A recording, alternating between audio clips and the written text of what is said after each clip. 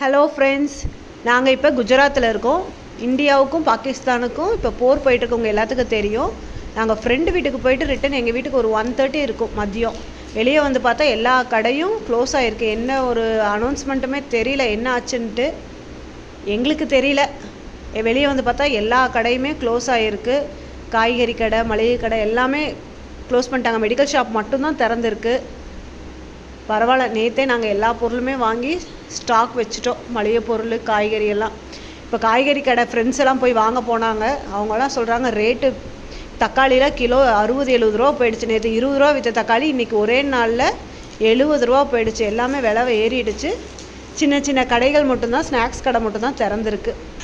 தமிழ்நாட்டில் எப்படி நாய்கள் அதிகமாக தெருவில் இருக்குமோ அது மாதிரி குஜராத்தில் மாடுகள் தான் அதிகமான எண்ணிக்கையில். மாடுகள் ஒரு தெருவில் கிட்டத்தட்ட 5-6 மாடுகள் இப்படி தான், இவ்வளோ பெரிய சைஸில் ஜெய்ஜாண்டிக்காக இருக்கும்.